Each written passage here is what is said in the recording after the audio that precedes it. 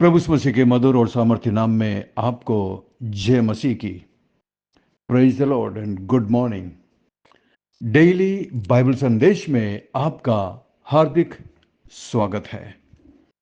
आज 12 अगस्त है और परमेश्वर को धन्यवाद कि उसने हमें फिर से एक नया दिन दिया है, एक नया सवेरा दिया है, ताकि हम अपने जीवन के चाल चलन, सोच विचार और आचरण के द्वारा उस परमेश्वर को महिमा दें जिसने हमें आज की जिंदगी दी है। बहुत बहुत धन्यवाद कि आपने अपना कीमती वक्त निकाला कि आज आप बाइबल संदेश को सुने। मेरी प्रार्थना, मेरी आशा परमेश्वर से ये है कि आज के वचन के द्वारा परमेश्वर हम सबके दिलों से बातचीत करे और आज हम परमेश्वर के वचन बाइबल में से कुछ अद्भुत बातों को सीख सकें। मैं आशा करता हूं कि आप और आपका परिवार प्रभु में आनंदित है, आप स्वस्थ हैं और ठीक हैं। आइए तो हम अपने बाइबल को खोलेंगे। पहला यूहन्ना की किताब 5 पहला यूहन्ना की किताब 1 अध्याय और इसकी 4 आयत में से। पहला यूहन्ना 1 अध्याय और उसकी 4 आयत में से हम पढ़ेंगे। यहाँ पर यूहन्ना उस महिला, चुनी हुई महिला, यानी कि जैसा कि कुछ अनुवाद करते हैं एक नई कलीसिया है, उस कलीसिया को लिखते हैं, या एक मसीही महिला है उसको लिखते हैं और कहते हैं, मैं बहुत आनंदित हुआ कि मैंने तेरे कुछ बच्चों को उस आज्ञा के अनुसार जो हमें पिता की ओर से मिली थी सत्य पर चलते हुए पाया। अब यहाँ पर ध्यान देने वाली बात है, यूहन्ना कहता है कि मैं बहुत आनंदित हुआ कि मैंने तेरे कुछ बच्चों को देखा। कुछ बच्चे, क्योंकि चर्च एक ऐसी जगह है जहाँ पर बहुत सारे लोग होते हैं, अलग अलग प्रकार के लोग होते हैं और सब एक से नहीं होते। उसमें से कुछ लोग होते हैं जो परमेश्वर के वचन को सुनते हैं, मानते हैं और उसके अनुसार चलते हैं, परंतु कुछ लोग ऐसे भी हैं जो केवल सुनते हैं लेकिन उसके अनुसार चलते नहीं। तो यहाँ पर यूहन्ना कहता है कि मैंने देखा है कि तेरे कुछ बच्चे उस आज्ञा के अनुसार जो हमें पिता की ओर से मिली थी सत्य पर चलते हुए मैंने पाया है। क्योंकि उस समय पर इनके पास लिखी हुई बाइबल नहीं थी, ये केवल परमेश्वर के दासों का या प्रभु के दासों का जो प्रेरित होते थे उन्हीं की बातों को सुनते थे और उसके अनुसार चलते थे। 5वीं आयत में, अब हे महिला, मैं तुझे कोई नई आज्ञा नहीं पर वही जो आरंभ से हमारे पास है लिखता हूं और तुझसे विनती करता हूं कि हम एक दूसरे से प्रेम रखें। अब यहां पर यूहन्ना कहता है कि वही बात मैं तुम्हें फिर से लिख रहा हूं, कोई नई बात नहीं है। जैसा कि पहला यूहन्ना 2 अध्याय और उसकी 7 में देखा था, और यूहन्ना की किताब 15 अध्याय और उसकी 2 आयत में भी आप देख सकते हैं, यहाँ पर प्रेम की बातचीत हो रही है। जैसा कि हमने पहला यूहन्ना 2 अध्याय निकालिए, पहला यूहन्ना 2 अध्याय और उसकी 7 में देखिए क्या लिखा है। हे प्रियो, मैं तुम्हें कोई नई आज्ञा नहीं लिखता पर वही पुरानी आज्ञा जो आरंभ से तुम्हें मिली है। ये पुरानी आज्ञा वो वचन है जिसे तुमने सुना है। वही पुरानी आज्ञा क्या है? वो पुरानी आज्ञा जो प्रभु यीशु मसीह ने खुद बोली थी कि मैं तुम्हें एक नई आज्ञा देता हूं, और वो नई आज्ञा ये है कि जैसा मैंने तुमसे प्रेम किया है वैसा ही तुम भी आपस में एक दूसरे से प्रेम रखो। इस आयत के लिए यदि आप यूहन्ना की किताब 15 अध्याय और उसकी 7 आयत को पढ़ेंगे तो और ज़्यादा स्पष्ट होगा। निकालिए मेरे साथ यूहन्ना की किताब 15 अध्याय, जॉन चैप्टर 15 निकालिए। यूहन्ना 15 अध्याय और उसकी 7 आयत में से मैं आपको पढ़कर सुनाना चाहूँगा। यूहन्ना 15 और उसकी 7 में यहाँ पर लिखा है, यदि तुम मुझ में बने रहो और मेरा वचन तुम में बना रहे तो जो चाहो मांगो और वो तुम्हें मिल जाएगा। और यहाँ पर प्रभु यीशु मसीह यही बताते हैं 17 आयत में, इन बातों की आज्ञा मैं तुम्हें इसलिए देता हूं कि तुम एक दूसरे से प्रेम रखो। एक दूसरे से प्रेम रखो। ये बहुत बहुत महत्वपूर्ण आयत है और यही आज्ञा के बारे में यूहन्ना यहाँ पर विश्वासियों को कहता है कि एक दूसरे से प्रेम रखो। इसलिए वो कहता है कि मैं तुम्हें कोई नई आज्ञा नहीं लिखता हूं, वही आज्ञा जो हमें शुरू से मिली है।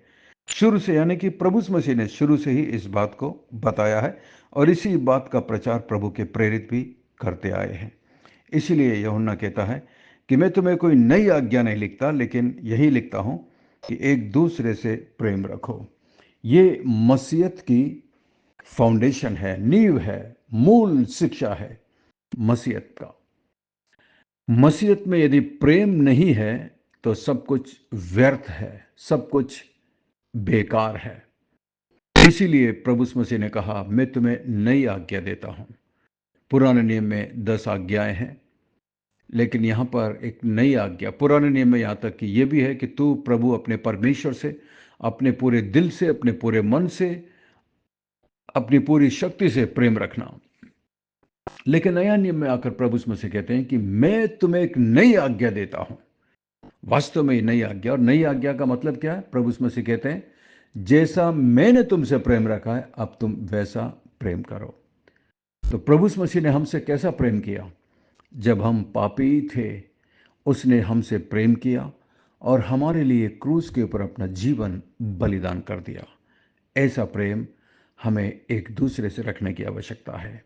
अपने घर में अपने पति पत्नी से प्रेम करिए, अपने घर में अपने भाई बहनों से प्रेम करिए, अपने घर में अपने माता पिता से प्रेम करिए, अपने घर में अपने अंकल आंटी से प्रेम करिए, अपने घर में अपने मामा मामी से प्रेम करिए। तो ये है वो प्रेम जो हर एक मसीह के अंदर होना चाहिए, जिसे आज हम संसार में देख नहीं सकते। आज संसार में केवल मतलब का प्रेम है, स्वार्थ का प्रेम है, अपने फायदे के लिए लोग प्रेम कर रहे हैं। लेकिन प्रभु मसीह कहते हैं जैसा मैंने तुमसे प्रेम किया है वैसा तुम भी आपस में प्रेम रखो। 6 आयत में। और प्रेम यह है कि हम उसकी आज्ञाओं के अनुसार चलें। ये वही आज्ञा है जो मैंने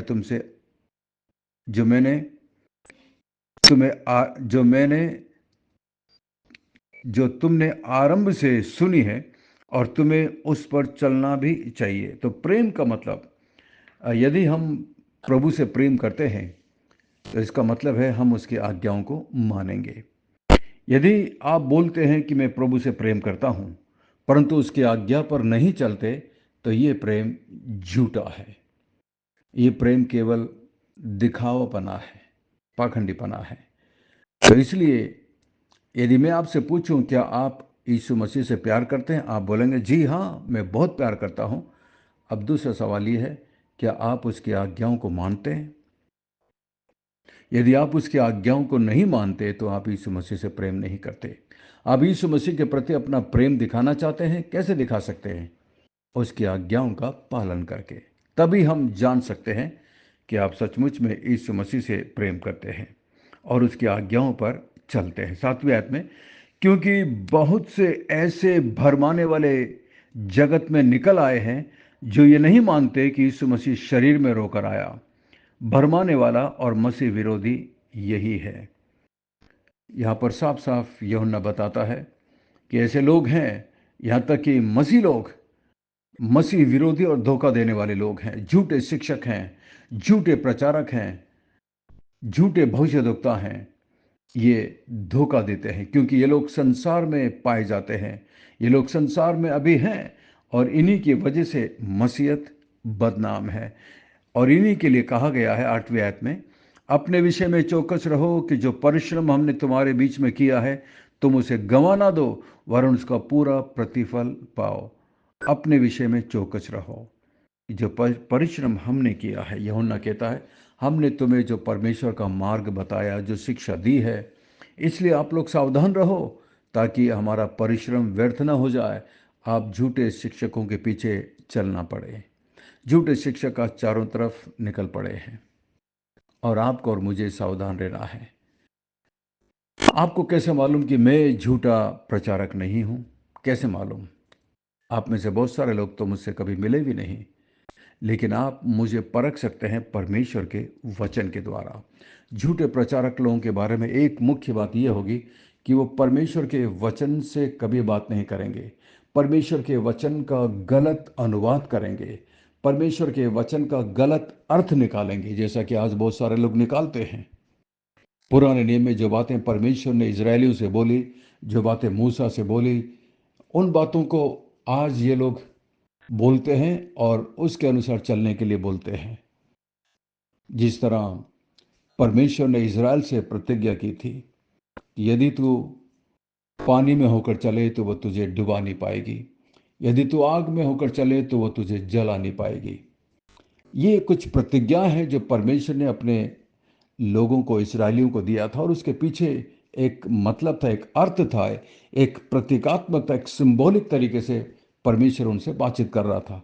लेकिन आज उसका लिटरली अर्थ निकाला जाता है कि हमें भी जब पानी में चलेंगे तो परमेश्वर हमें बचा लेंगे, आग में चलेंगे तो परमेश्वर हमें बचा लेंगे। ये ऐसा अर्थ लगाना सरासर गलत है, सरासर गलत है।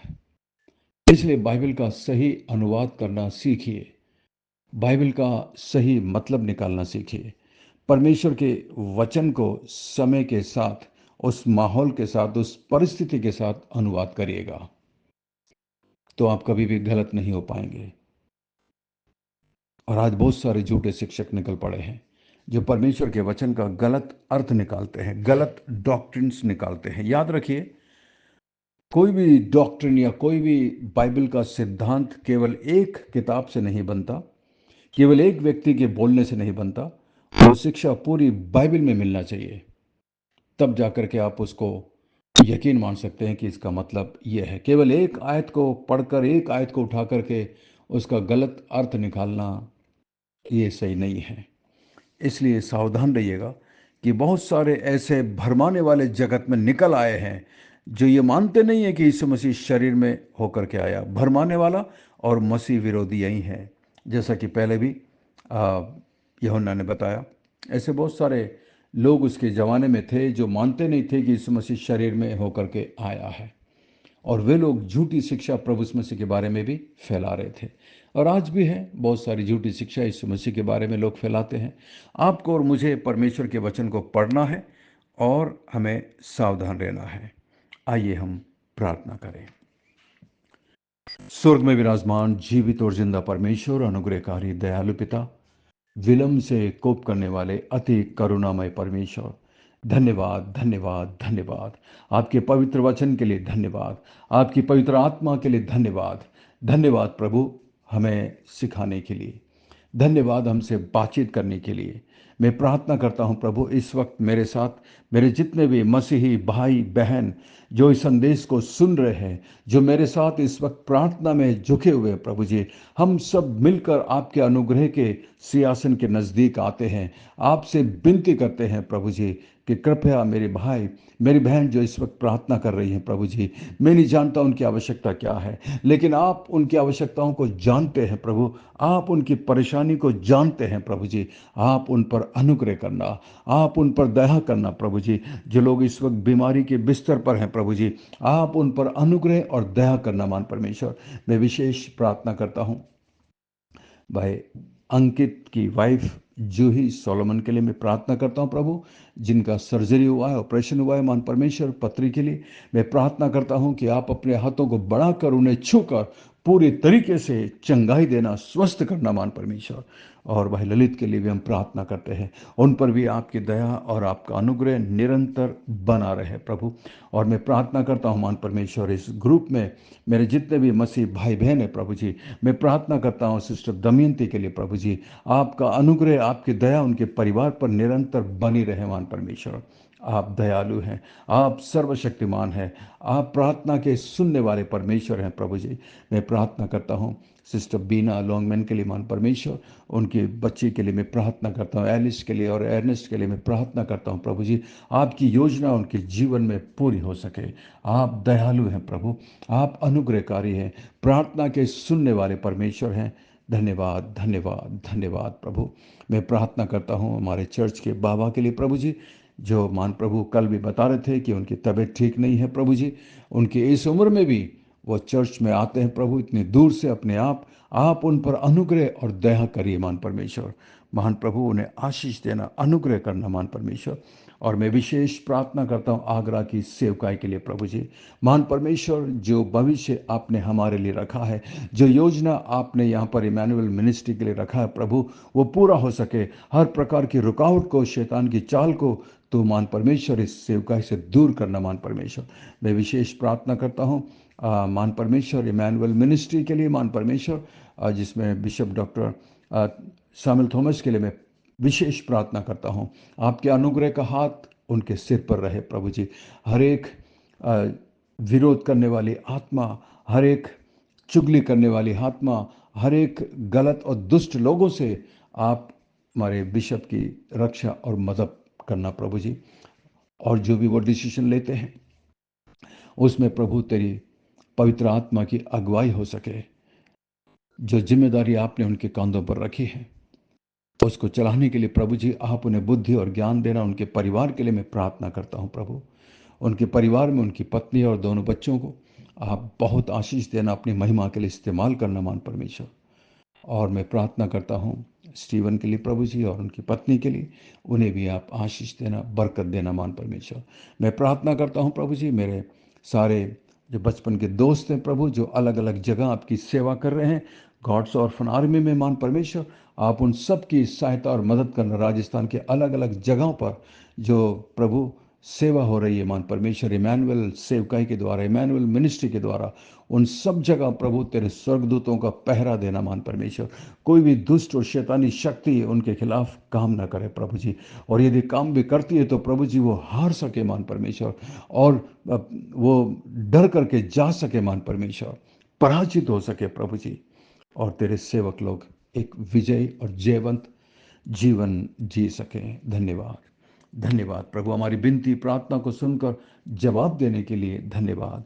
सब कुछ यीशु मसीह के मीठे महापवित्र नाम से मांगते हैं, आमीन, आमीन। बहुत बहुत धन्यवाद हमारे साथ बने रहने के लिए। मैं आशा करता हूँ आज के संदेश के द्वारा परमेश्वर ने आपके दिलों से बातचीत की है। यदि आप आशीषित हुए हैं तो हमें ज़रूर लिखकर बताइएगा। और यदि आप हमारे बाइबल संदेश को पहली बार सुन रहे हैं तो आप हमारे ग्रुप में शामिल हो सकते हैं। हमारा नंबर है 9927464924। Pastor Mani Thomas, Emmanuel believers church, Agra. हम आपसे प्रेम करते हैं, आपके लिए प्रार्थना करते हैं।